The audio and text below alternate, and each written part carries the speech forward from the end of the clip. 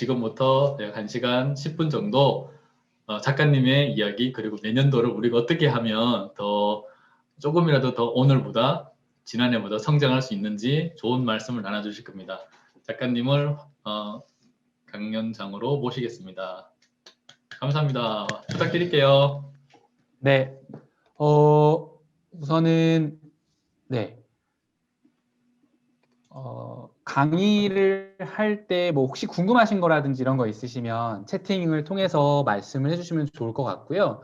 아무래도 뭐 지금은 다들 그 화면이라든지 음성을 꺼주셨는데, 네, 뭐 활발하게 좀 채팅으로 얘기를 해주시면 제가 조금 그것들에 대해서 부연 설명도 같이 해드릴 수 있을 것 같고요. 사실은 지금은 제가 아직은 허공에다가 소리를 내는 것 같은 그런 약간 좀 온라인상이 주는 어떤 공허함 이런 것들을 느끼고 있기 때문에 좀 응원을 많이 해주시면 좋은 이야기들 많이 나눌 수 있도록 하겠습니다. 네, 제가 열심히 응원 드리겠습니다. 나머지 분들도 네, 열심히 감사합니다. 참여하시는 그런 시간이 되면 좋을 것 같습니다.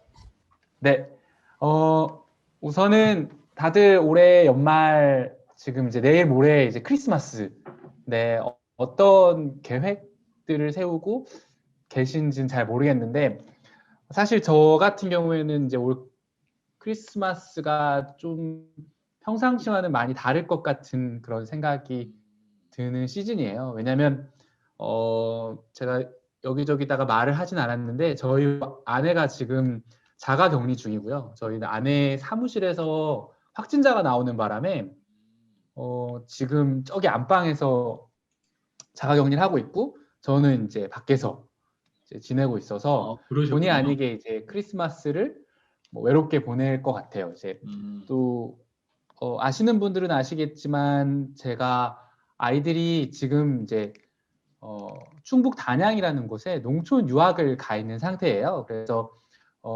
농촌에서 아이들을 지내고 있는데 아이들도 코로나가 서울에서 너무 확산되고 있다고 해서 아마 이번 주에 또 못 올 것 같아서 아마 크리스마스를 저희 가족들이 다 흩어져서 보내는 그런 우울한 시기를 생각하고 있는데 뭐 그럼에도 불구하고 또 이제 연말 연초 이제 여러 가지 생각들 많이 정리할 수 있는 그런 시간으로 생각하고 있고요. 더불어 이제 오늘 단코온에서의 강의를 통해서도 좀 저 스스로가 연말 연초에 대해서 다시 한번 생각해보고 또 그리고 제가 생각했던 것들을 다른 분들에게도 공유를 해드리면서 조금이라도 좋은 이제 기운을 좀 전달해 주셨으면 좋겠다라는 생각으로 오늘 이제 제가 강의를 하는 거는 제가 그 썼던 책인 퇴사 말고 휴직에 대한 이야기들도 좀 나오겠지만 그보다도 제가 이제 매년 이제 2018년부터 제가 버킷리스트를 썼었는데 2018년, 2019년, 2020년 이렇게 3년 동안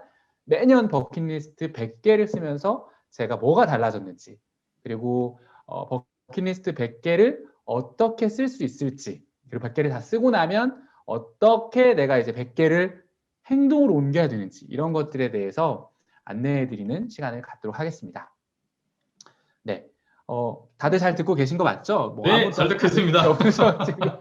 네, 우선은 저는 오늘 강의를 진행하게 된 저는 최호진이라고 하고요. 지금은 올해는 40살이 됐고 초등학교 5학년, 1학년 두 아들을 키우고 있는 이제 평범한 뭐 아빠입니다. 근데 이제 아까 말씀드렸다시피 올해 이제 코로나가 너무 확산되면서 사실 저희가 올해 초에 아이들이 이제 단양에 있는 그 농촌에 겨울 캠프를 갔다 오면서 언젠가 한번 아이들이 농촌에서 생활했으면 좋겠다라고 생각을 했어서 유학을 좀 보내보면 어떨까라는 생각을 하던 찰나에 올해 1학기 동안 아이들이 너무 힘들게 생활을 하던 것들이 있었고 그래서 뭐 여름에 이제 좋은 기회에서 다시 한번 일주일 동안 그곳에 머물다가 2학기 때는 그러면 유학을 좀 보내면 좋겠다라는 생각이 들어서 지금 아이들을 농촌 유학을 보내서 지내고 있는 그런 아빠입니다. 그리고 지금 저는 이제 금융회사를 다니고 있어요. 뭐 국내 이제 이게 저희 회사의 전경인데, 네, 저희 금융회사를 다니고 있고 이제 지금 17년 차 직장인이고 올해 10월에 이제 다시 이제 부서를 배치받아서 지금은 이제 저희 회원들 대상으로 마케팅을 좀 실행하는 그런 조직에서 일을 하고 있고요. 사실은 제가 10월이라고 말씀드렸는데 제가 작년 초에 휴직이라는 걸 하게 됐습니다. 그래서 사실은 뭐 육아휴직이라고 말을 하지만 어느 정도 인생에서의 새로운 쉼표를 찍는 저에게는 조금 잠깐 스탑을 하는 그런 시간이었어요. 근데 그때 일종의 번아웃이 왔었던 것 같아요. 그러니까 계속 열심히만 살아왔던 내 인생에서 나는 무엇인가? 나는 어떻게 살아야 될 것인가? 이런 되게 본질적인 고민들을 그때 했었어요. 그래서 소위 말하는 직장 생활의 사춘기를 겪으면서 도저히 이렇게 사는 것들이 내 삶에 큰 의미가 있을 수 없겠다라는 생각이 들어서 사실 무책임한 결론일 수도 있겠지만 뭐 아내가 적극적으로 지지해준 덕분에 휴직이라는 거를 하게 됐고 덕분에 휴직을 하면서 되게 많은 경험들을 할 수 있었어요. 뭐 제 책에서도 좀 언급했지만 뭐 새로운 프로그램도 좀 가입해보고 뭐 지리산에 가서 뭐 포도단식도 해보고 그다음 아이들과 이제 해외도 다녀보고 뭐 이런 여러 가지 경험들을 했었는데 그 와중에 저한테 이제 가장 이제 중요했던 거는 제가 휴직을 하면서 매일 글을 쓰고 꾸준히 달리기를 했었다는 거. 이게 저한테는 되게 인상이 깊었는데 사실 글 같은 경우에는 제가 뭐 글쓰기를 너무 좋아하고 글을 너무 잘 쓰고 이랬었던 건 아니었는데 제가 우연히 블로그를 시작하면서 좀 생각들이 많아졌어요. 저를 많이 돌아볼 수 있게 됐고 그 속에서 내가 어떻게 살아야 될지 스스로에 대한 답을 얻어갈 수 있는 시간이 글을 쓰는 시간이었는데 그게 너무 소중했기 때문에 휴직을 하면서도 매일 글을 하루도 쉬지 않고 쓰려고 노력했었고 또 달리기 같은 경우에는 제가 휴직을 하고 초창기에 사실은 지금 블로그를 통해서 보신 분들도 있겠지만 제가 감히 공개를 하기 좀 어렵지만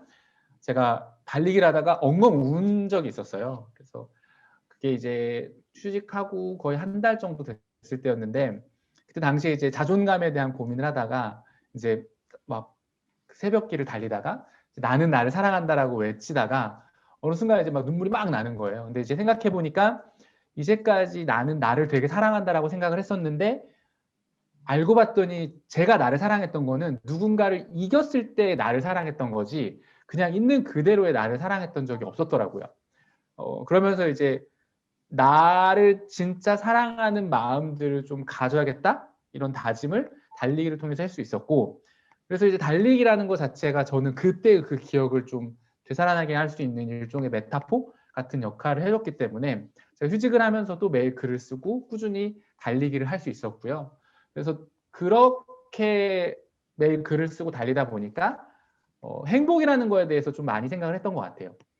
그러면서 제가 좋아하는 김민식 PD님께서 세바시에 얘기했었던 행복이라는 거는 강도가 아니라 빈도가 중요하다라는 말씀을 많이 했었는데 사실 강도가 어떤 거고 빈도가 어떤 건지에 대해서 명확하게 정의를 내릴 수 있지는 않지만 적어도 되게 자주 행복할 수 있다라는 것들에 대해서 휴직을 하면서 되게 많이 얻을 수 있었어요. 그러니까 뭐냐면 제가 뭔가 이렇게 직장에서 어떤 큰 성취를 이루거나 사회적으로 뭔가 대단한 부를 이루지 않는다 하더라도 가족들과 또 그리고 제 주변에 있는 사람들과 어떻게 하면 잘 조화롭게 살 수 있을까? 이런 것들을 많이 고민할 수 있었고 그러면서 이제 사실 이 말은 저보다 저희 아내가 이제 제 블로그에 댓글 했던 건데 우리가 더 자주 행복할 수 있었다라는 얘기를 했었는데 정말 휴직을 하면서 자주 행복할 수 있는 게 무엇인가? 이런 것들에 대해서 많이 생각을 하게 됐고요. 그런 것들이 켜켜이 쌓여서 이제 제 책인 퇴사 말고 휴직이라는 것을 세상에 처음으로 내보낼 수 있었습니다. 그래서 사실 이렇게 책이 나올 수 있게 된 것들이 이제 일련의 과정들을 통해서 나왔었고 사실 책이 나오고 나서 되게 좋았어요. 뭐가 좋았냐면 제 삶이 한번 정리된 듯한 느낌이 들어서 휴직 이전 그리고 휴직을 하면서 고민했던 것들이 책을 통해서 이제 오롯이 담겨가는 과정을 통해서 제가 조금 더 깊이 고민을 할 수 있었던 게 있었고요. 그리고 사실 어줍지 않은 이야기일 수도 있겠는데 제가 휴직이라는 콘텐츠로 책을 내면서 사실 휴직에 대해서 어느 정도의 책임감을 느끼는 사람이 됐어요. 그래서 누가 이제 휴직자의 미래를 묻거든 보라 이제 최우진을 봐라 이런 식으로 이제 제가 말을 하곤 하는데 휴직을 했던 것이 뭐 직장 생활에서든 아니면은 여러 가지 다른 사회 생활에서든 잠깐 쉬었을 뿐이지 그것들 자체가 뭔가 이렇게 거스를 수 없는 뭔가 아주 심각한 뭐 실패다 이런 것들이 아니라는 거. 그리고 휴직을 했다는 삶이 꼭 퇴사로 연결되는 것이 아니라 회사에서 새롭게 직장 생활하는 모습을 보여주는 것이다라는 생각을 하게 됐고 이제 그런 마음이 이제 책 속에 담겨져 있었고요. 그래서 복직을 하고 나서 조금 더 가벼운 마음으로 회사를 다닐 수 있게 됐던 것 같아요. 물론 회사는 여전히 힘들고 남의 돈을 번다는 것 자체는 상당히 어려운 일이라는 거를 요즘 다시 한번 느끼고 있긴 하지만 그럼에도 불구하고 예전처럼 못하겠네, 뭐 너무 짜증나네 이런 거라기보다는 그냥 회사 생활도 나의 생활의 일부구나라고 해서 좀 자연스럽게 조금 받아들이고 있는 중입니다. 그래서 이렇게 이제 제 소개를 좀 마치고 사실 오늘은 사실은 제가 책에 대한 있는 내용을 중심적으로 얘기를 하기보다는 2020년 연말을 맞아서 그리고 2021년을 앞두고 있는 지금 제가 이제 3년 동안 했었던 버킷리스트 100개를 쓰는 작업에 대해서 한번 소개를 하려고 하는데 사실 이 책이 나오고 제가 휴직을 하는 과정에 있어서 아주 큰 공을 세웠던 것이 버킷리스트 100개를 만들었던 작업인데요. 맨 첫 번째 경험을 했었던 이야기부터 먼저 들리자면 그때가 2018년 1월이었어요. 제가 2016년부터 블로그에 글을 조금씩 쓰기 시작을 했었고 우연한 기회에 이제 스타트업 대표들을 좀 알게 되면서 스타트업 대표들과 좀 만나면서 여러 가지 교류를 맺으면서 제가 너무 우물한 개구리로 살았구나 라는 생각을 하게 됐어요. 그러면서 어떻게 하면 좀 내가 스스로 가지고 있는 한계를 극복하고 조금 새로운 것들을 해볼 수 있을까 이런 고민을 하고 있었는데 그때 한 스타트업 대표가 저에게 버킷리스트 100개를 한번 써보라는 제안을 줬어요.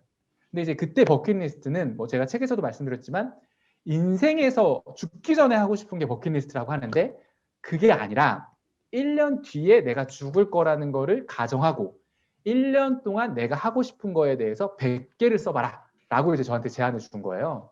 그러면은 네가 뭘 원하는지 네가 누구인지에 대해서 알 수 있을 것이다 라고 말을 해준 거죠. 그래서 사실 저는 되게 그때 당시에 되게 답답했고 원래 이제 남의 말을 되게 잘 듣는 스타일이라서 따라했습니다. 그래서 100개를 써봤어요.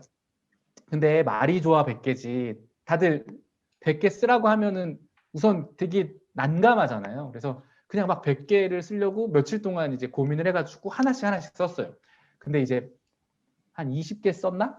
하고 나니까 이제 쓸 게 없더라고요. 근데 이제 그래서 이제 지인한테 SOS를 쳤죠. 그랬더니 그렇게 이제 막 너무 거창하고 이런 것들이 아니라 조금 자잘하게 좀 쪼개면서 좀 써봐라. 뭐 책을 읽고 싶다라는 거라고 하면 뭐 예를 들어서 마케팅 책을 읽고 싶다거나 아니면 철학책을 읽고 싶다 뭐 이런 식으로 쪼개기를 할 수도 있고 아니면 네 주변에 있는 것들도 여러 가지 보면서 써봐라 해가지고 좀 다양한 관점으로 뭐 작은 것부터 큰 것들까지 생각나는 대로 쭉 써보라고 해서 좀 그 제안을 받아들여서 좀 더 고민을 해서 2박 3일 동안 100개의 것을 쓸 수 있었어요. 근데 100개를 쓰고 났더니 너무 좋았다 이런 건 아닌데 사실 너무 창피한 일이 하나 있었던 게 제가 직장 생활에서 하고 싶은 일이 한 개도 없었던 거예요. 사실 있긴 있었는데 뭐 직장에서 발표 한번 크게 해보기, 보고서 잘 쓰기, 그 다음에 매뉴얼 만들기였는데 매뉴얼 만들기랑 보고서 잘 쓰기는 사실은 진짜 하고 싶었다기보다는 약간 의무감에 가까운 일이었고 발표를 잘해보고 싶다는 얘기는 사실 회사에서 뭔가를 성취를 나누기보다는 제가 원래 남 앞에 서는 걸 좋아하기 때문에 그런 욕구를 회사 안에서 한번 충족시켜보자 이런 마음에서 했던 거기 때문에 실질적으로 회사에서 제가 하고 싶은 일이 없었던 거예요. 근데 회사 밖에서 뭐 다른 새로운 사람들을 만나보는 것도 해보고 싶다, 뭐 강연에도 좀 들어보고 싶다, 새로운 도전도 해보고 싶다 이런 것들이 많이 보이는 거죠. 그때 이제 제가 처음으로 키워드를 잡았던 것이 내가 지금 현재 회사를 다니고 있음에도 불구하고 되게 성장을 하고 싶구나. 근데 그냥 그게 한 번에 퀀텀 점프로 해서 올라가는 것이 아니라 꾸준히 성장하고 싶은 사람이 되고 싶구나 라는 거를 처음 알게 됐고 이 성장하고 싶어하는 욕구 뒤에 제가 왜 직장 생활을 힘들어하는지에 대한 이유를 알게 됐어요. 뭐냐 하면 회사 생활을 하다 보면 뭐 저와 좀 다른 상황이 있을 수도 있겠지만 저 같은 경우에는 저희 회사는 사람의 전문성을 키워주기보다는 그냥 여기다 배치시키고 저기다 배치시키고 그러면 알아서 적응되는 그런 약간 돌아가면서 이렇게 순환 보직을 하는 약간 좀 제너럴리스트를 키우는 그런 구조였거든요. 그러다 보니까 제가 회사 생활을 하면서 뭔가 성장하고 있다는 느낌, 그리고 회사를 뭐 계속 다녔을 때 뭔가 높은 자리에 오를 수는 있겠지만 내가 바라는 모습의 사람이 되지 않을 것 같다라는 생각을 그때 좀 하게 됐어요. 그래서 직장이 나의 성장을 담보하는 건 아니구나라는 것들을 그때 처음 알았고, 아 그러면 내가 좀 직장 생활을 조금 달리 한번 생각해 봐야겠구나라는 생각을 그때 처음 하게 됐었던 거죠. 그렇게 해서 2018년에 1년을 좀 보냈죠. 그러면서 아, 성장하고 싶고 내가 직장 생활에서 너무 많이 힘들구나라는 걸 알게 됐고, 아 이렇게 살면 안 되겠구나라는 생각을 했었고, 다시는 후회하고 싶지 않은 인생을 살겠다라는 생각이 좀 들어서 휴직이라는 거를 하게 됐습니다. 그래서 물론 회사 생활에서는 나 언젠가 휴직을 했다는 것 자체가 저한테는 이제 좋은 글씨가 돼서 힘들게 할 수도 있겠지만 인생을 길게 봤을 때는 별로 후회하고 싶지 않다라는 생각이 들어서 그때 이제 휴직을 하게 됐고, 이제 휴직을 하고 나서 다시 한번 버킷리스트 100개를 세우는 과정에서는 아, 내가 그러면 휴직한 기간 동안 어떻게 살아야 될지에 대한 어느 정도의 설계도를 그릴 수 있었고, 2020년이 됐을 때는 내가 이제 1년 동안 휴직을 하면서 얻었던 것들을 바탕으로 해서 앞으로 이제 내가 어떤 삶의 방향으로 살아가야 될지 이런 것들을 얻을 수 있어서, 사실은 맨 처음에 버킷리스트 100개를 썼었을 때는 어느 정도의 저의 삶을 돌아볼 수 있는 어떤 트리거가 됐었고, 두 번째는 설계가 됐고, 세 번째를 하면서는 어느 정도의 제 삶을 조금 더 체계적으로 만드는 완성된 틀을 만들 수 있는 그런 버킷리스트 100개가 된 것 같아서, 저는 이제 버킷리스트 100개를 사람들한테 한번 좀 써봐라 라고 많이 권유를 해드리고 있고, 실제로 이제 뭐 다른 사람들과 버킷리스트를 만드는 워크샵을 좀 진행도 하고 있어서 어떻게 하면은 사람들이 나를 좀 발견할 수 있고 내 속에서 무엇을 하고 싶은지를 찾아볼 수 있는 그런 기회들을 버킷리스트 100개를 통해서 알아볼 수 있었으면 좋겠다라는 생각을 하고 있고, 저는 그런 것들을 많이 이제 발견을 했었는데, 그러면은 이제 질문이 이제 나오게 됐죠. 어떻게 100개를 쓰냐. 제가 첫 해 썼을 때는 사실은 어떻게 해가지고 100개를 썼었어요. 그리고 이제 두 번째, 세 번째 하고 사람들과 이제 버킷리스트 100개 워크샵을 하면서 아, 이렇게 하면 100개를 좀 쓸 수 있겠구나 라는 조금 몇 가지 방법들을 단계별로 좀 알게 됐었거든요. 그래서 오늘 이 시간에는 이 단계별로 100개를 쓸 수 있는 것들에 대해서 한번 이제 좀 차례차례 한번 말씀을 드릴 수 있도록 하겠습니다. 무슨 소리가 나는 거 맞죠? 음소거 좀 부탁드리도록 네네네. 하겠습니다. 자, 우선 가장 먼저 할 게 뭐냐면 생각나는 대로 우선 30개만 써보는 거를 먼저 추천을 드리고 싶습니다. 그러니까 제가 아까 이제 저기 준범 작가님이랑 잠깐 얘기를 하면서 뭐 얘기를 들어보니까 뭐 만다라 차트 뭐 이런 것도 있고, 뭐 사실은 목표라는 거 자체가 되게 뭔가 이렇게 되게 큰 거, 그리고 좀 더 구체적이고 뭐 이런 것들이어야 된다라고 생각을 하잖아요. 근데 저는 이제 그런 거랑 상관없이 그냥 내가 하고 싶은 일이 무엇인지에 대해서 30개만 써보는 작업을 먼저 한번 해보시라는 거를 추천드리고 싶어요. 근데 이때는 우선은 제한 조건은 필요한데 1년 안에 해야 되는 일이긴 합니다만 그냥 내가 생각나는 대로 쓰는 거죠. 그래서 뭐 방식에 따라 조금씩 다를 수 있는데 하루에 하나씩 써볼 수도 있고요. 아니면은 그냥 생각날 때마다 하나씩 써서 뭐 포스트잇 같은 데도 붙여볼 수 있어요. 그래서 저 같은 경우에는 이제 올해 이제 연말에는 그러니까 작년에 9월 달부터 해서 사람들과 이제 30일 프로젝트를 이런 식으로 진행을 해서 30일 동안 내가 하고 싶은 일을 30개를 먼저 써보는 거를 이제 제안을 드리고 있는데, 이때는 정말 아무런 조건들 없이 그냥 1년 동안 내가 하고 싶은 일에 대해서 가급적이면, 근데 내가 1년이 됐을 때 이걸 했는지 안 했는지는 체크를 해야 되기 때문에 조금 구체적으로 한번 써보라 라고 말씀드리는데, 이건 좀 뒤에다 다시 한번 말씀드리는데, 그래서 30개를 우선 생각나는 대로 먼저 써봐라 라고 말씀을 먼저 드리고 싶고, 이렇게 30개를 쓰고 나서 그 다음에 뭘 하냐면 3년 후에 내가 이루고 싶은 것에 대해서 써보는 거예요. 근데 이 3년 후에 내가 이루고 싶은 거에 대해서도 사실은 처음 내가 3년 후에 이루고 싶은 거를 써보라고 하면 사실 쉽지 않아요. 왜냐하면 보통은 이제 3년 후에 내가 뭔가 이렇게 목표를 생각해가지고 좀 설정을 하게 되잖아요. 근데 저는 이 3년 후에 이루고 싶은 일에 대해서 가슴 떨리고 생각만 해도 그냥 행복한 일, 이걸로만 먼저 집중을 했으면 좋겠어요. 다만 그때는 실현 가능성에 대해서는 우선 생각하지 말고 그냥 가슴 떨리고 생각만 해도 행복한 일에 대해서만 생각해 보는 거예요.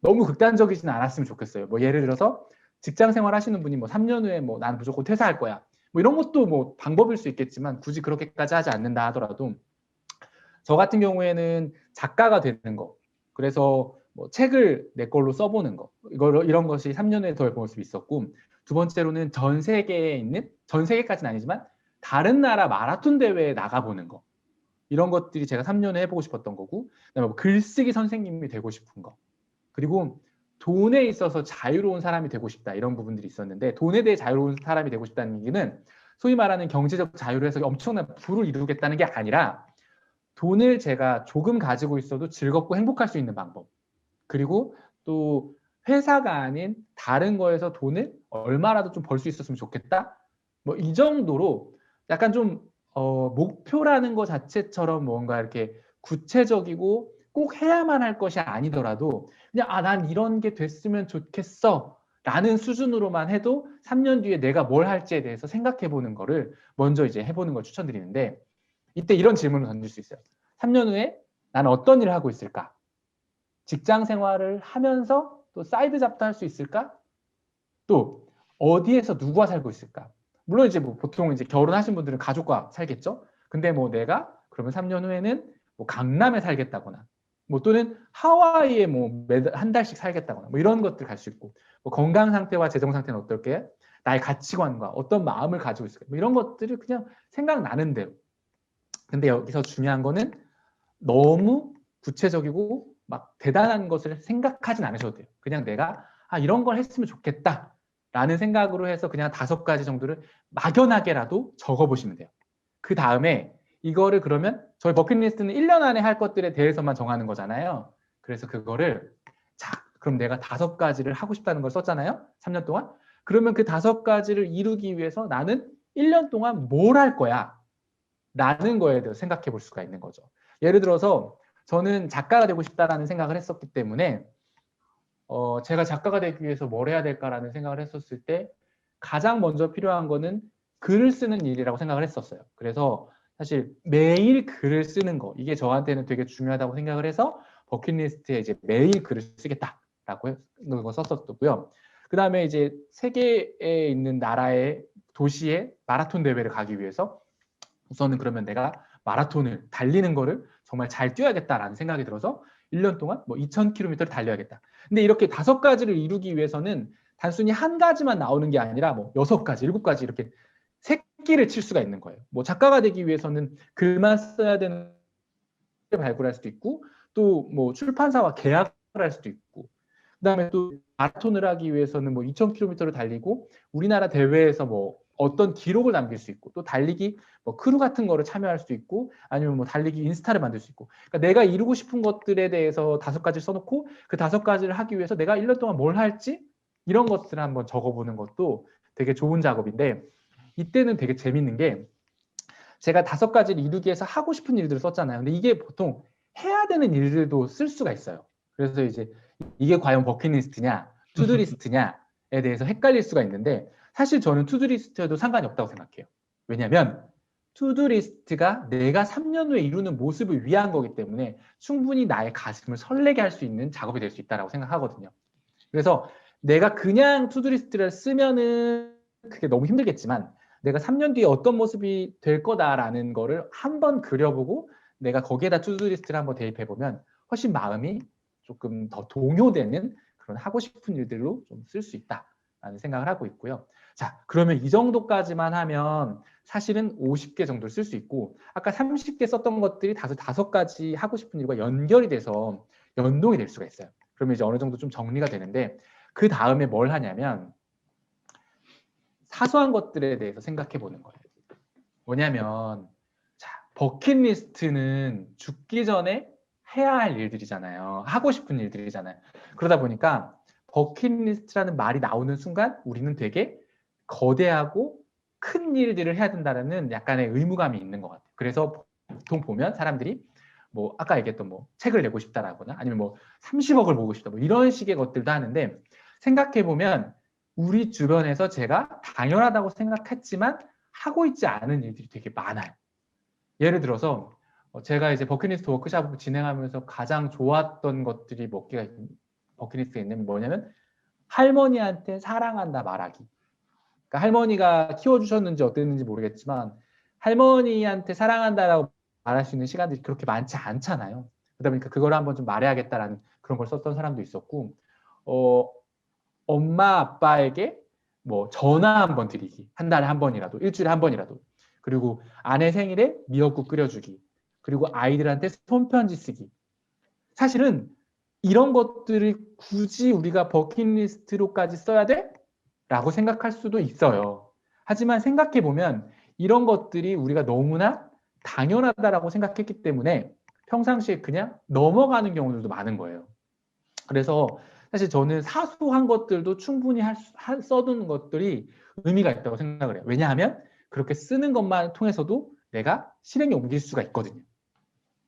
그러니까 잘 생각해보면 우리가 너무 사소하다고 생각했던 것들을 사소하기 때문에 안 했던 것들이 많기 때문에 버킷리스트 100개를 쓰는 과정에서 이제 내가 조금 그동안 놓쳤던 것들, 사소한 것들을 한번 돌아보는 것도 하나의 방법이다라고 생각을 합니다. 그래서 이렇게 하면은 보통 한 7, 80개 정도가 나오고요. 그렇게 한 다음에 이제 나머지 30개는 사실은 쥐어 짜듯이 짜내는 방법들이 좀 필요합니다. 근데 왜 그거를 쥐어 짜내야 되냐라고 말씀을 드리냐면, 이렇게 쥐어 짜는 과정 속에서 내가 무의식의 영역의 것들을 끌어올릴 수가 있기 때문인 거예요. 뭐냐면 우리가 그냥 하고 싶다라는 것들에 대해서 쓰면 그건 사실은 의식의 영역에서만 내가 하고 싶은 것들만 갖고 오는 거거든요. 근데 내가 막 머리를 막 싸매면서 고민하면서 내가 뭘 하고 싶지 이런 것들을 계속 생각하는 과정 속에서 저기 수면 아래에 있는 큰 그 무의식의 것들을 건드릴 수가 있거든요. 사실은 어느 정도의 고통스러운 작업이 되긴 되는데, 그런 고통스러운 작업이 같이 한번 수반되면 충분히 내가 몰랐던 내가 하고 싶은 일들에 대해서 발견할 수 있는 기회가 생긴다라고 생각하기 때문에, 이렇게 해서 이제 어느 정도의 틀을 잡고 나머지 30개는 조금 고통의 순간들로 이렇게 쥐어짜듯이 하나씩 하나씩 써보는 작업, 이렇게 해보면 충분히 100개를 쓸 수 있고요. 실제로 이제 제가 워크숍을 진행하는 과정에서 보면 물론 이제 모든 사람들이 다 100개를 쓰진 못하지만 이 100개를 쓰기 위해서 노력하는 과정들 속에서 나오는 것들이 진짜 나한테 의미가 있는 것들이다 라는 것들을 발견하시게 되는데요.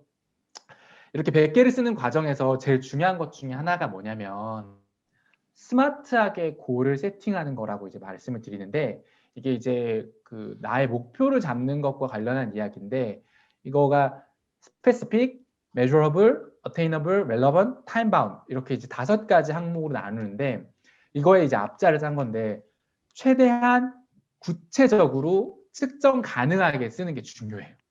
뭐 예를 들어서 이것도 물론 이제 계속적인 연습이 좀 필요하긴 한데, 나는 살을 빼고 싶다 또는 운동을 하고 싶다라는 목표를 쓰면 너무 좋은데, 내가 1년 뒤에 그 목표를 바라봤을 때 운동을 내가 했나? 운동은 그러면은 10번 하면 한 건가? 20번 하면 한 건가?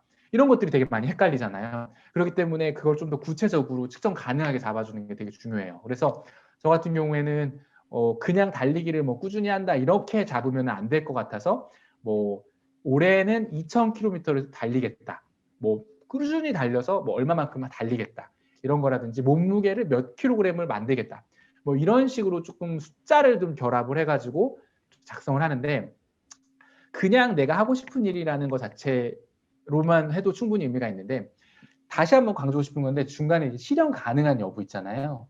이때도 이 실현 가능성 여부는 굳이 생각하지 않으셔도 돼요.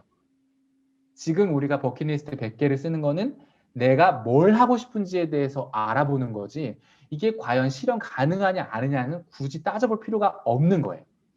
그래서 사실은 얼마 전에 이제 아시는 분이랑 대화를 나누다가 그분께서 지금 이제 저희 프로젝트도 계속 같이 하고 계시는데 올해 초에 자기 버킷리스트 100개를 쓸 때 자기가 책을 너무 내고 싶지만 자기가 봤을 때 책을 내기는 조금 한계가 있을 것 같다는 생각이 들어서 출간 계약하기까지만 그 버킷리스트로 잡은 거예요. 그러니까 자기가 스스로 한계를 정한 거죠. 근데 그분께서 9월인가에 아니야 8월인가 9월인가에 계약을 진짜 하신 거예요. 그래서 이미 초고까지 다 써놓기 때문에 열심히 했으면 연말에 어떻게든 책이 나올 수도 있는 상황이었는데 자기가 그냥 한계를 지어놨던 것 때문에 책을 나오지 않고 이제 내년으로 좀 미뤄졌거든요. 그러니까 그분께서 저한테 그러더라고요. 아, 내가 조금 더 적극적으로 나의 바람을 적었으면 그것을 실현하지 못한다 하더라도 그 근처까지는 어떻게 갔을 텐데 딱 여기까지만 끄는 것 같다라는 게 아쉽다라는 생각이 든다고 하더라고요. 근데 진짜 사람의 일이라는 거는 예단할 수 없는 거라는 생각이 많이 들더라고요. 그래서 하고 싶은 거, 심장이 떨린다라고 하면 그걸 그냥 실현 가능성과 상관없이 그냥 쓰는 거. 이게 저는 되게 중요하고 이제 네 번째 관련성이라는 부분은 어찌됐든 이것들이 나의 꿈과는 연결이 돼야 되는 거죠. 아까 이제 제가 하고 싶은 일이라는 것들이 있었는데 사실 달나라에 가고 싶다, 뭐 우주여행을 하고 싶다 이런 것들은 사실 나랑 관련이 없는 거잖아요. 그러니까 그런 것을 굳이 쓰려고 하는 게 아니라 내가 진짜 하고 싶은 것들을 쓴다라는 생각을 하면서 쓰시면 되고 마지막으로 타임바운드라고 해서 기한을 정하는 거는 어차피 저희가 1년 안에 해야 될 것들로만 이제 정하기 때문에 모든 것들이 다 2021년 12월 31일에 끝난다라는 생각으로 그렇게 해서 이제 작성을 하시는 걸로 해서 100개를 작성을 하시면 되는데 뭐 예를 들어서 보면 회사 생활 잘하기다. 회사 생활 잘하고 회사에서 업무로서 인정을 받고 싶어. 근데 인정을 받는 게 뭔지에 대해서 사실 측정하기 어렵잖아요. 그래서 뭐 예를 들어서 앱 관련된 마케팅을 한다라고 하면 내가 열심히 해서 앱 다운로드를 100만을 돌파하겠다. 또 회사에서 성실하는 게 중요하니까 지각을 하지 않겠다. 근데 월에 한 번 정도는 예외로 두자. 이 정도로 한다거나. 또 영어 공부하기나 동모기 같은 경우에도 뭐 자격증을 뭐 3개 이상 딴다거나 월 100만 원씩 적금을 붓는다거나 또는 뭐 어떤 특정한 영어 프레젠테이션 한다거나 이런 식으로 조금 더 구체적으로 가보는 연습 이런 것들을 해보면 내가 버킷리스트 100개를 잡는 것들도 사실 조금 세세하게 쪼개질 수가 있는 거예요. 그래서 다양한 나의 생각들이 쭉 버킷리스트에 드러날 수 있을 거라고 생각을 합니다. 그래서 우선은 제가 잠깐 제 거를 좀 보여드릴게요. 저 같은 경우에는 우선 1년 동안 버킷리스트를 작성을 했던 것들을 좀 보여드리면 잠시만요. 제가 아까 열어놨었는데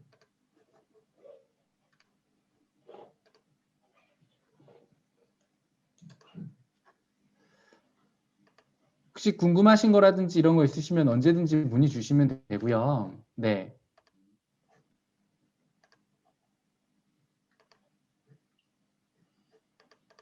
저 같은 경우에는 이제 버킷리스트를 이렇게 100개를 써가지고 이렇게 관리를 하고 있었는데, 뭐, 제 버킷리스트를 잠깐 소개를 하자면, 저 같은 경우에는 이제 올해 초에 첫 번째 책을 출간하기가 1번이었었고요. 그 다음에 2번은 다 보이시죠? 네, 네, 잘 보입니다. 네. 매일 글쓰기에서 연간 365개의 블로그 포스팅을 올리는 거. 이게 2번이었었고, 그 다음에 이제 글쓰기 관련돼 가지고는 브런치를 제가 5만 조회수를 만들기, 뭐 브런치 총 100만 조회수를 돌파한다거나, 브런치 구독자 1,500명, 브런치 대상을 수상하겠다거나, 또 이제 커피 관련 글을 100개를 써보겠다거나, 이런 것들을 썼었어요. 그리고 나서 달리기 관련해 가지고는 총 2,000km를 달리겠다. 그리고 뭐 풀코스, 하프코스에서는 이런 기록을 세워보겠다. 그리고 해외 마라톤 대회에도 참여해보고, 사실 저는 이제 2021년에 뉴욕 마라톤 대회를 나갈 생각이었었어요. 그래서 비행기 티켓도 구매를 하겠다.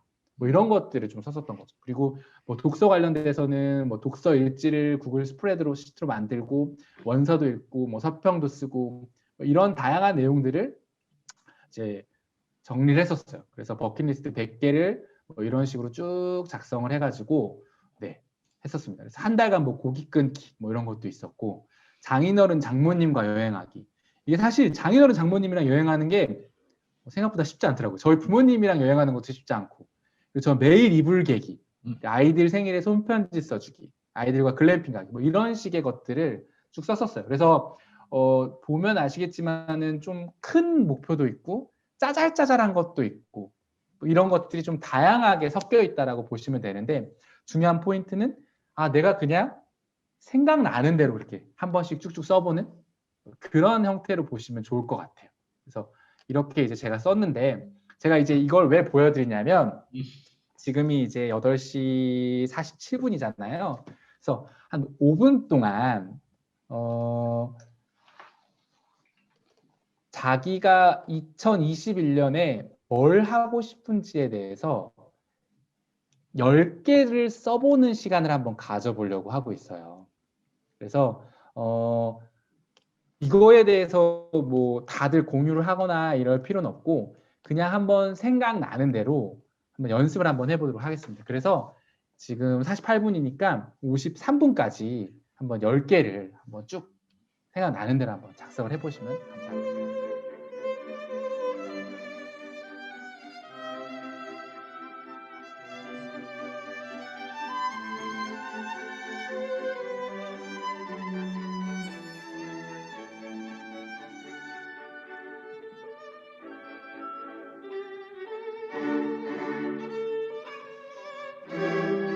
다들 네, 작성들 해보셨나요?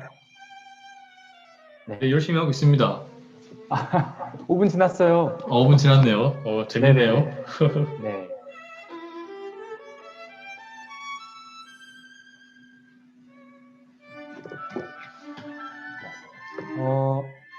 음악을 잠깐 꺼주시고, 네. 어떻게 저기 신희찬이 PD님, 준범님 네. 한번 얘기해 주실 수 있으세요? 쓴 것들? 제 걸 말씀드릴까요? 네네네. 뭐까지 거 하죠, 뭐. 잠시만요. 소리 좀 네. 줄이고. 네, 저 같은 경우는 올해 육아휴직 이제 3월에 복직을 하거든요. 내년 3월에 네. 복직하기 전에 이제 두 번째 책에 원고를 마치고 계약을 하고 하면 이제 출간은 뭐 상반기든 하반기든 하면 좋을 것 같고요. 그래서 저자 강연 하면 한 1000명 앞에서 청중에게 저자 강연을 한번 해보고 싶어요. 1000명이라는 숫자. 올해 1000명을 만나고 싶었는데 온라인 다양한 활동을 해서 한 6, 700명을 만난 것 같아요. 뭐 단콘이든 뭐든. 그래서 1000명까지 한번 내년에 가보고 싶고 아내가 가장 소원하고 있는 내 집 마련을 해야 되거든요. 그래서 임장을 지금 한 5번 갔는데 내년 집 구할 때까지 계속 임장을 몇 번을 할지 모르지만 임장 다니는 것도 한 10번 정도 추구를 할 거고 뭐 책도 한 50번 정도 읽고 호진님께서 자꾸 마라톤 이야기를 하셔가지고 제가 마라톤 한참 했던 20년 전으로 돌아가서 춘천 마라톤에 우리 가족이 10km를 아이들이랑 같이 뛰고 싶어요. 그래서 올해도 하고 싶었지만 못했고 내년쯤에는 코로나가 괜찮아지면 할 수 있지 않을까 하고 다꿈 스쿨이라는 곳에 제가 이제 자격증 캠프 뭐 MVP 되고 하면서 그쪽에서 많은 좋은 걸 받아서 또 좋은 걸 나눠주고 싶은 그래서 그쪽에 멘토 이런 군단이 있으면 제가 열심히 해서 그쪽에도 한번 선발되어 보고 싶은 그런 정도로 일단은 쓰다가 멈췄지만 10개는 못 썼지만 그렇게 한번 써봤습니다. 오, 너무 좋습니다. 네네네. 되게 신기한 게 쓰고 나니까 뭔가 이렇게 한 것 같은 느낌이 되지 않아요?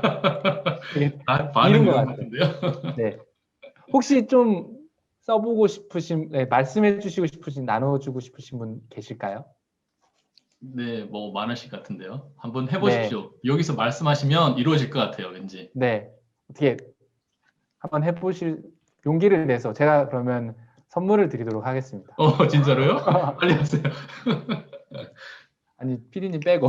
네, 그러니까요. 저는 이제 괜찮고, 여기 지금 화면 켜고 계신 분들 왠지 하실 수, 이정은님. 정은님. 네네. 목소리 켜주시고요. 선물 주신다 해서 용기 내어서 해보겠습니다. 자, 1번. 줌 사용법 확실히 배우기. 2번. PPT 사용법 배우기. 3번. 사람들 앞에서 프리젠테이션 해보기. 4번. 2달에 한 번 우리나라 명소 가족과 함께 여행하기. 5번. 저축을 꾸준히 해서 1년에 3천만 원 이상 모으기. 와. 6번 매일 아이들과 즐거운 우와. 활동 1개씩 하기. 7번 가족에게 매일 사랑한다라고 표현하기. 하고 있어요. 8번 한 달에 4권 독서하기. 9번 블로그에 일주일에 1개 글 올리기. 이건 힘들더라고요. 10번 매일매일 명상 30분씩 하기. 11번 감사일기 지금처럼 꾸준히 와. 쓰기. 12번 5줄 이상 나의 생각을 글로 써보기. 13번 일주일에 한 번은 특별식을 만들어 가족에게 제공하기. 마지막인데 14번 집 사기. 오. 이야. 되게 좋은 내용들이 많네요. 네. 네. 생각보다 되게 이렇게 써보는 경험 자체가 되게 나를 즐겁게 하는 그런 느낌을 또 갖게 하고, 의외로 내가 쓰는 순간 뭔가 이렇게 이룬 듯한 느낌이 드는 그런 생각이 드실 거라는 생각이 들고, 제가 사실은 이 부분을 이제 좀 뒷부분이 남아있긴 한데 쓰는 경험에 대해서 조금 더 말씀드리는데, 초등학생 이상의 아이를 둔 부모님들 같은 경우에는 애들이랑 이렇게 써보는 것도 방법이에요. 저희는 1년에 한 번씩 아이들이랑 쓰는데, 사실 아이들한테는 100개를 쓰라고 하기는 너무 가혹하고요. 쓰고 싶은 대로 한번 써보라고 해서 저희 큰애 같은 경우에 이제 초등학교 5학년인데 이제 2019년에는 10개를 쓰고 2020년에도 13개 정도 썼는데, 제가 좀 읽어드리자면 스케이트보드 정식으로 배우기, 스키 상급 슬로프 가기, 그 다음에 오페라 하우스 메탈웍스로 만들기, 책 4키만큼 읽기, 보글보글 스테이지 1000까지 깨기, 어려운 종이접기 1개라도 만들기, 평영 50m 55초 안에 도착하기, 333 큐브 1분 안에 맞추기, 서핑 10번 이상 해보기, 뭐 이런 식의 것들이 이제 쭉 썼었거든요. 그래서 아이들이 뭘 하고 싶은지에 대해서도 같이 한번 써보는 연습을 하시고, 이거를 저희는 냉장고에 붙여뒀어요. 근데 냉장고에 붙여놓은 이유가 매일 보고 이거를 꼭 실행을 해야지라고 해서 붙여놓은 건 아니었고, 그냥 나중에 한번 보기 위해서 어디다 두면 잃어버리기 때문에 그냥 이렇게 해놓은 거거든요. 근데 얼마 전에 이제 저희 큰아들이랑 봤는데, 큰아들이 올해 13개 중에 하나, 둘, 셋, 넷, 4개 정도를 했더라고요. 그래서 정말 잘했구나 라고 해서 칭찬을 해줬었는데, 저희 초등학교 1학년 올라갔던 둘째도 뭐 게임칩 왕창 사기, 지우개 안에 지우개가 있고 향나는 지우개 사기, 뭐 2층 침대 꾸미기, 뭐 이런 것들도 썼었거든요. 그래서 이렇게 이제 아이들이랑 같이 쓰는 경험도 되게 재밌다, 이런 말씀을 드리고 싶고, 그러면 이제 조금 더 이제 강의를 좀 이어가면, 자, 근데 이제 다 썼잖아요. 그러면 이제 어떻게 이제 실행을 해야 되고 뭐 이런 것들이 이제 또 궁금하시잖아요. 다 쓰고 나서 뭘 하냐면, 우선 첫 번째로는 이거를 그룹으로 나누는 작업을 해보시라고 말씀드리고 싶어요. 뭐냐면 내가 이제 100개가 됐든 30개가 됐든 50개가 됐든 쭉 생각나는 데 써봤잖아요. 그거를 별도의 카테고리로 그룹핑을 시켜보세요. 근데 그 그룹핑을 시킬 때는 뭐 가족, 뭐 직장, 뭐 이런 식으로 내 주변에 있는 관계를 통해서 맺을 수도 있고요. 어떤 분 같은 경우에는 봄, 여름, 가을, 겨울로 쓰신 분도 있었어요. 봄에 할 거, 여름에 할 거, 가을에 할 거, 겨울에 할 거. 그렇게 쓸 수도 있고, 저 같은 경우에는 저는 그걸 1년마다 바뀌었었는데, 맨 첫 해에는 가족, 뭐 직장, 그다음에 뭐 일반 사회생활, 뭐 이런 식으로 나눴다가, 올해 같은 경우에는 글쓰기, 달리기, 그다음에 뭐 습관 만들기, 뭐 독서, 이런 식으로 제가 주로 활동하고 있는 카테고리별로도 나눴는데, 이거는 사실은 정답은 없잖아요. 100개를 쓰는 것도 사실 정답은 없거든요. 내가 나누고 싶은 대로 한번 나눠보세요. 그러면 내가 어떤 그 맥락에 내가 있는지를 좀 알게 되는, 내가 주변에 있는 사람들과의 관계가 어떻게 연결이 돼 있고, 또 내가 진행하고 싶은 프로젝트가 어떻게 굴지가 있구나 라는 것들. 아까 이제 준범 작가님께서 했었던 것도 예를 들면 뭐 집사기 프로젝트와 관련된 것들이 뭐 10개가 나올 수 있을 것이고, 또 책 쓰기 프로젝트와 관련된 게 10개가 나올 수 있고, 이런 식의 것들을 자신만의 방식으로 카테고라이징을 해보면, 내가 이런 쪽 부분에 대해서 지금 계속적으로 활동을 하고 있구나, 이런 사람들과 연관을 맺고 있구나. 이런 것들을 좀 알게 되는데, 자, 그 다음에 중요한 것 중에 하나가, 그래서 이 카테고리로 나눈 것들을 바탕으로 해서 나는 누구인가에 대해서 한번 생각을 해보는 작업이 필요해요. 근데 이거를 다양한 방식대로 할 수 있는데, 저 같은 경우에 이제 제가 3년차다 보니까 올해는 3가지 나만의 키워드를 만들어 봤어요. 어떻게 만들었냐면, 저 같은 경우에는 쭉 쓰다 보니까 제가 되게 꾸준히 뭔가를 하는 것들을 되게 좋아하지만, 제가 사실은 꾸준히 하는 것들이 되게 힘들거든요. 그래서 꾸역꾸역 버티고 있다라는 의미로 꾸역꾸역이 첫 번째 카테고리 나왔었고, 근데 내가 보니까 저 혼자만 잘 나가고 이런 것들도 좋아하지만 다른 사람들과 함께 뭔가 이렇게 힘을 내보는 걸 되게 좋아한다는 걸 알게 돼서, 두 번째가 으쌰으쌰가 제 키워드가 됐던 거예요.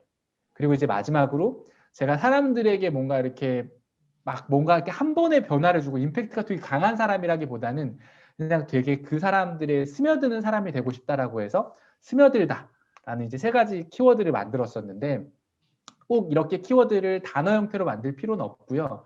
뭐 자신만의 방식대로 이제 키워드를 여러 가지로 만들 수가 있는데, 저는 이제 올해 100개를 만들고 나서 제 이 키워드를 다시 한번 조금 더 구체적으로 만들어 볼 작업을 하고 있거든요. 그래서 내가 100개를 만든다 하면 나를 대표한 단어, 나를 설명할 수 있는 것들은 무엇인지에 대해서 3개의 꼭지로 한번 잡아보는 거. 이게 정말 중요해요.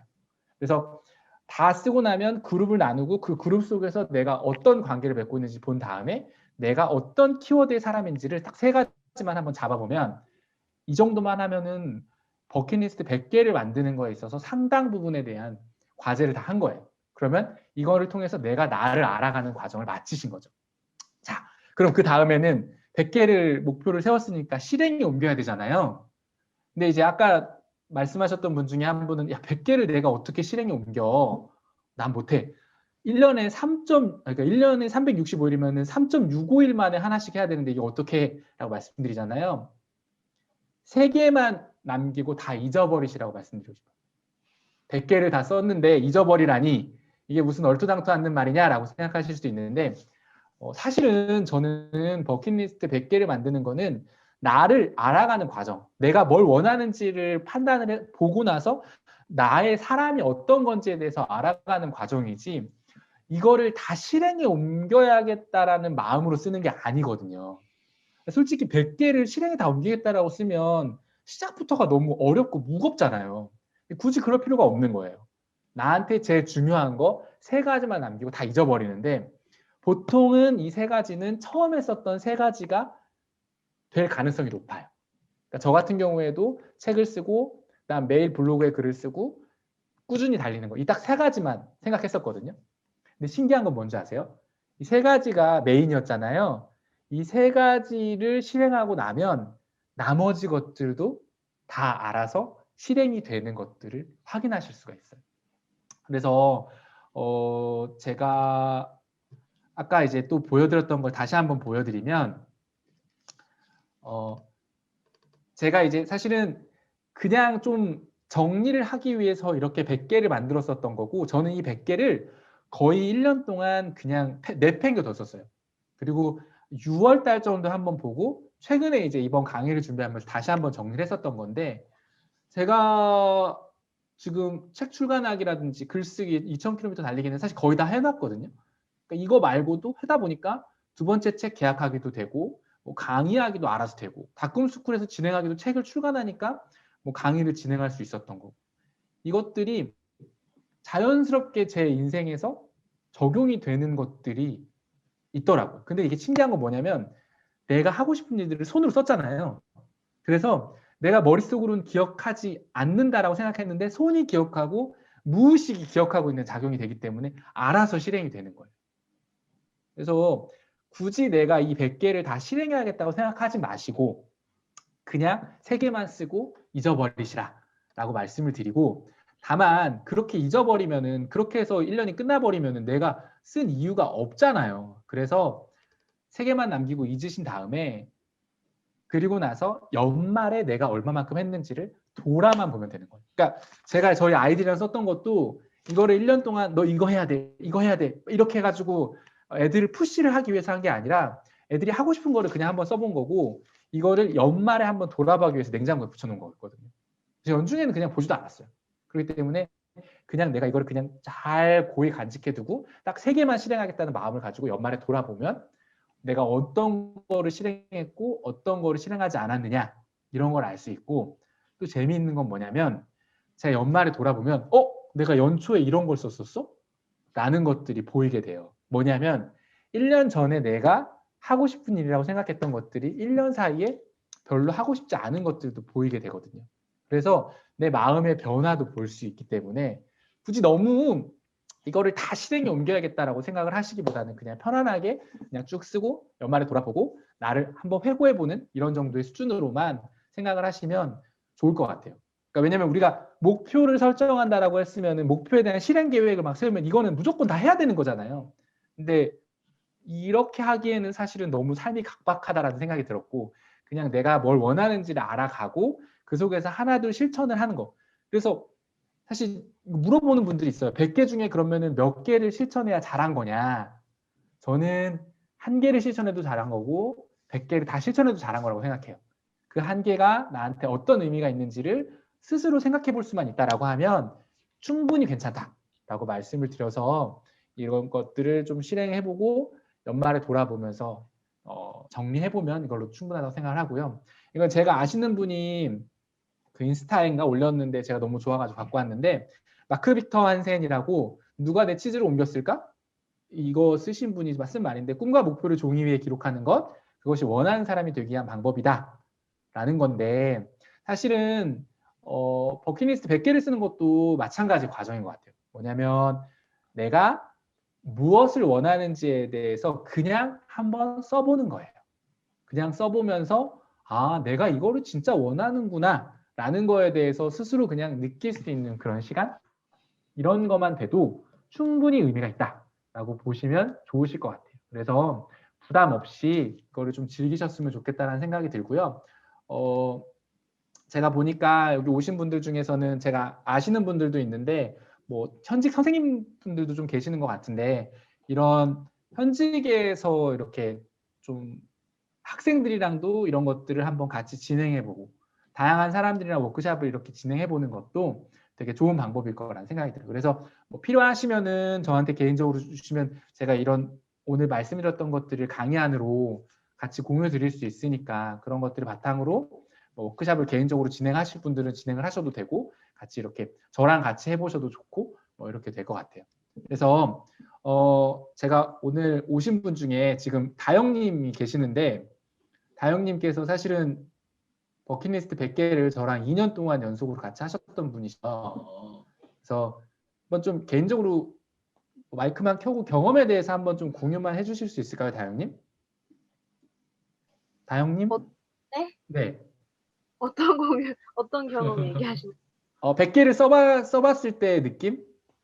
그게 이제 어떤 느낌이었는지 그때 저한테 내비게이션 한번 얘기해 주셨었잖아요. 네네. 네. 일단은 정말 멍하니 듣고 있었어서 조금 당황스러운데 네. 일단은 호주님이 얘기해주신 단계별이 정말 맞는 것 같아요. 처음에는 정말 순수하게 제가 하고 싶은 거를 떠올릴 수 있었고 그 다음에는 그러면 나는 앞으로 어떤 사람이 되고 싶은가라는 그런 질문 아래에서 그러면은 나는 앞으로 이런 일을 좀 해보고 싶다.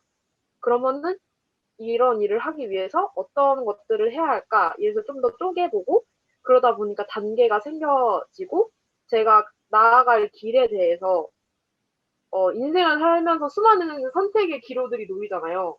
그때 당시 때 제가 어떤 가치를 조금 쫓아야 되는지에 대한 그런 길목이 조금 되는 것 같더라고요.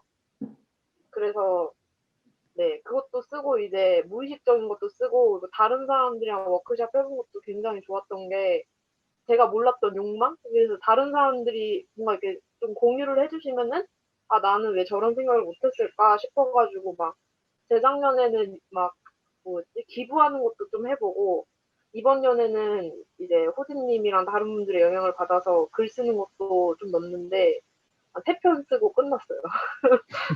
그랬던 경험들이 있습니다. 네, 맞아요. 다영님이 20대 초반이세요.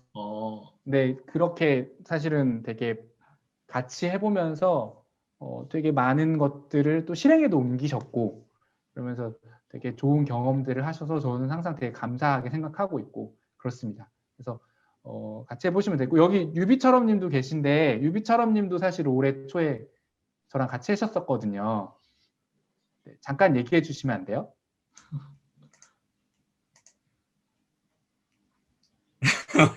잠깐만, 이거 잠시만요. 비디오를 어떻게 하는 거지? 죄송합니다. 제가 이렇게 훅 하고 들어왔습니다. 깜짝 놀랐잖아요. 멍하니 듣고 네. 있다가. 죄송합니다. 아, 저도 올해 같이 온달님하고 그거 했었고, 지금도 다시 올해 결산하는 거랑 한 30개 하는 거 온달님하고 같이 하고 있는데, 아까 다영님 얘기랑 비슷한 것 같아요. 두 가지만 얘기 드리면, 아이하고 그 수도권 산 5개 오르는 거 목표 세웠었는데, 그거 잘 이루어서 아이랑 되게 친해진 게 있고요. 또, 제가 사업을 한번 했다 정리하고 올해 다시 사업 준비를 하면서 가을쯤에는, 그러니까 올 1월쯤에 시작해서 가을쯤에는 독립해서 내 사무실을 가져야지. 물론 사무실이 공유 오피스라 굉장히 작긴 한데 적어 놓으니까 어쨌든 하려고 마음을 먹어서 하게 됐던 거, 그 두 가지 어쨌든 적어 놓은 것 중에 지금 아까 호지님이 보여주셨던 트렐로 보고 따라해서 그 되게 좋더라고 해보니까 지금 해야 될 거, 하고 있는 거, 또 완료한 거 이렇게 완성해 놓으니까 그 툴도 되게 고맙게 잘 배워서 쓰고 있고요. 아무튼 쓰면 이루어지는 게, 생각만 하지 않고 써놓으니까 자꾸 그거를 잊어버리지 않고 자꾸 떠올리게 되는 것들이 있어서 감사하게 많이 이뤘어요. 올해도 다시 마무리하고 해보려고 하고 있습니다. 준비를 못해서 요 정도까지만. 아니에요. 생방송이 모릅니다. 감사하고, 네.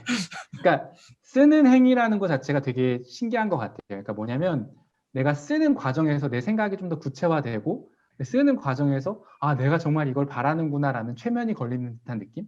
이러면서 되게 많은 것들을 좀 실행에 옮겨야겠다라는 생각이 드는 그런 것 같고요. 제일 강조하고 싶은 거는 너무 크고 힘든 거를 생각하지 말고 정말 아들과 서울에 있는 산 5개 오르기, 이런 것들이 어떻게 보면 되게 물론 클 수도 있지만 사실 우리가 주변에서 놓치고 있었던 것들인데 그런 것들도 한번 돌아볼 수 있는 그런 2021년이 됐으면 좋겠다라는 생각이 들고요. 자유롭게 궁금한 것들 있으시면 채팅창도 좋고 여기 화면에서 질문해 주시면 답을 드릴 수 있도록 하겠습니다. 작가님, 그러면 지금 일단 오늘 강연과 버킷리스트에 대한 설명은 다 끝나신 거예요? 네, 맞습니다. 끝났습니다. 그리고 그러시구나. 알겠습니다. 지금부터 30분, 한 15분 남았는데요. 한번 그냥 오늘 같은 크리스마스 이브 전날 이렇게 좋은 자리에서 편하게 보고 배우고 또 발표도 하고 좋은 자리가 될 수 있으니까 말씀을 좀 편하게 해주시면 좋을 것 같아요. 네. 저도 모르는 분들도 많아서 되게 반갑게 저도 기다리고 있습니다. 네. 저기 두 번째 책에 대한 이야기는 사실 언제 나오냐고 말씀드리기가 좀 모호한데 내년 9월, 10월을 목표로 해서 작업을 하고 있어요. 사실은 오늘 말씀드렸던 내용이 주된 내용이 될 것 같아요. 그래서 내년에 이제 내년 계획을 세우시는 분들에게 올해 경험까지 합쳐서 좀 전달을 좀 더 드리려고 계속 여러 가지 활동들을 좀 해보고 있는 중입니다. 그럼 계약은 하신 거예요? 네네네. 오늘 알았네. 축하드립니다. 감사합니다. 네네. 또 질문 있으실까요? 볼까? 두 번째 책 있고. 편하게 채팅으로 해주셔도 되는데, 네. 너무 제가 말을 많이 해서 질문이 나오는 게 없나요? 우리 작가님 너무 청산유수라서 휴직 후 회사 들어갔을 때 어떤 점이 어려웠는지 엄지공주님. 네. 생각보다 가장 힘들었다기보다는 우선은 시스템이 되게 많이 바뀌었어요. 그러니까 제가 사실 휴직하기 전에도 저희 회사에서 근무한 게 아니라 이제 지주회사에서 2년 정도 근무하다가 이제 거기서 휴직을 한 상태라서 제가 회사로 돌아간 게 거의 한 4년 만에 왔었거든요. 그러다 보니까 시스템이 좀 많이 좀 달라졌다는 게 힘들었고, 사실은 휴직하면서는 내가 정말 잘할 수 있고 의연할 수 있을 거다라고 좀 생각을 했었는데, 생각 외로 되게 많이 흔들리고 이런 부분들이 좀 있다 보니까 그런 부분들이 좀 힘들었던 것 같아요. 그래서 뭐 제가 이제 요즘 복직일기를 계속 쓰고 있는데, 뭔가 예전에 비해서 훨씬 더 제가 좀 더 단단해졌다고 생각했는데, 어느 순간 갑자기 조금 무너진 듯한 느낌, 그러니까 흔들리는 듯한 경험을 했을 때, 뭐 예를 들면 뭐 인정을 굳이 받고 싶어 하는 거에 대해서 연연하지 않는다라고 생각을 했었는데, 또 가서 보니까 제가 인정받는 거에 대해서 여전히 연연하고 있고, 이런 인생이 부분들은 그러세요. 약간 좀 제가 의외로 딱 강한 마음을 갖고 갔음에도 불구하고 제 사람이 완전히 변하지는 않는 것 같다라는 생각이 좀 들어서 그런 부분들이 조금 힘들긴 했는데, 근데 확실히 그런 건 있어요. 제가 지금은 회사가 제 인생의 전부는 아니거든요. 그래서 그런 힘든 게 있어도 약간 좀 회복 탄력성은 휴직 전보다는 조금 더 강해진 것 같아요. 그래서 이렇게 뭐 좋은 사람들과 또 인연을 맺을 수 있고 또 커뮤니케이션 할 수 있다는 거, 이런 걸로는 충분히 회복이 금방금방 되더라고요. 네, 너무 좋은 질문을 해주셨어요, 엄지공주님. 저도 지금 네. 휴직, 복직 100일 지금 기분이 앞단에 너무 열심히 해가지고 뭔가 많이 해놨는데, 이제 들어가면은 이걸 이제 어떻게 보면은 어떻게 끝나고 단절이 돼야 되느냐 뭐 이런 고민도 되고, 사실 근데 지금 저도 한참 이제 겨울이라서 힘든 그런 시기예요. 저는 사실은 지금 조금 힘들더라도 복직하고 나서 휴직했었을 때 루틴들 중에 제가 꼭 지켜야 될 것들은 무조건 지키려고 하고 있어요. 글쓰기랑 달리기도 그렇고 사람들과 이렇게 커뮤니케이션 하는 것들도 좀 하려고 하고 있고, 물론 이제 지금 코로나라서 그렇긴 한데 저 같은 경우에는 회사에다가 선언했거든요. 술 안 먹는다고. 그래서 회사에서는 술 아예 안 먹고, 점심시간도 가급적이면은 조금 너무 사람들이 분위기에 휩쓸리지 않고 제 중심을 잡으려고 노력하는 편이에요. 그래서 그런 좀 자기만의 시간을 좀 마련해 두는 게 회사에서 중요한 것 같더라고요. 그리고 제일 좋은 리스트나 기억에 남는 리스트는 무엇이 있을까요가 있는데, 제가 재미난 얘기 해드릴게요. 제가 올해 초에 버킷리스트를 쓰면서 실현 가능성에 대해서 가장 생각하지 못했던 것 중에 하나가 아내랑 단둘이 1박 2일 여행 가기였어요. 왜냐면 저희는 둘 다 맞벌이였고, 뭐 사실 처갓집 장인어른 장모님께서 애를 봐주는 상황이었기 때문에 저희가 둘 다 휴가를 내고 1박 2일 가는 거는 사실은 아이들한테도 부모님한테도 못할 짓이다라는 생각을 했었거든요. 그래서 이거는 그냥 실현 가능성 여부에 대해 생각하지 않고 그냥 있었어요. 그냥 써놨는데, 저희 아이들이 올해 여름에 저기 단양으로 유학 캠프를 갔었거든요. 그때는 이제 유학을 간 게 아니라 캠프를 5박 6일 동안 갔었는데, 5박 6일 갔을 때도 일요일부터 금요일까지니까 일요일에 데려다 주고 금요일에 데려다 주고 그 사이에는 일을 해야지라고 생각하고 뭐 그냥 아무 생각이 없었는데, 갑자기 8월 16일 날 임시 공휴일이 지정이 된 거예요. 그래서 졸지에 저희가 애들도 없는 8월 15, 16 휴가가 생긴 거죠. 그래서 저랑 저희 와이프랑 둘이서 애들 단양에다 놓고 그 옆에 있는 펜션 가서 둘이 차 마시면서 이야기하고 이렇게 1박 2일 보냈는데, 저는 그게 되게 기억에 남았던 것 같아요. 왜냐하면 뭐 와이프랑 너무 즐겁고 행복한 시간을 보내서라기보다도 뭔가 이렇게 이 저의 버킷리스트를 뭔가 하늘이 도와주는 듯한 느낌? 이런 느낌이 들어서 되게 신기한 경험을 했었어요. 되게 좋았고요. 책 쓰는데 제일 중요한 게 한 가지 있다면 뭔고? 책의 목차는 어떻게 정하셨는지.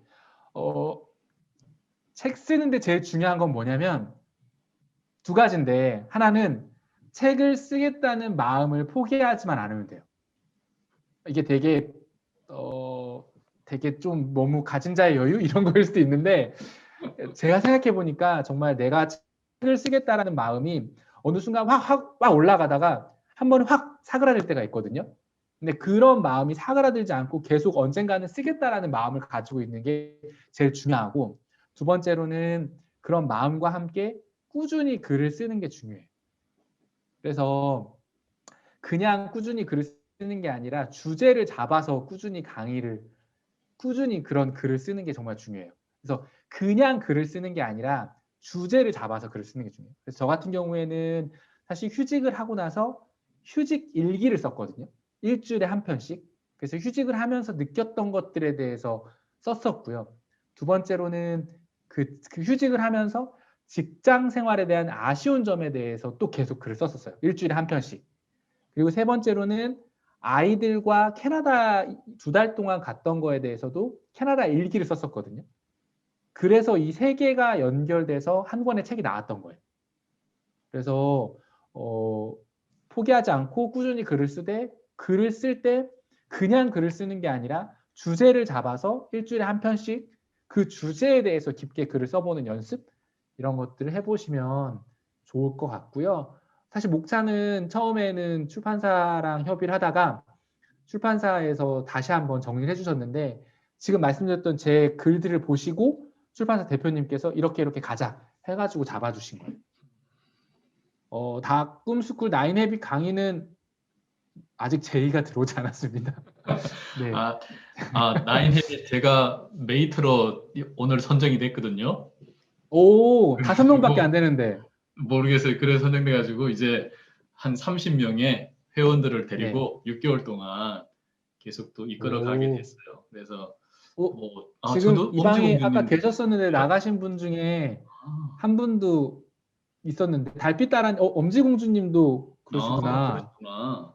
네, 기대하겠습니다. 달빛따라님도 메이트라고 들었었거든요. 네, 저도 본 것 같아요. 네, 그러셨네요. 네.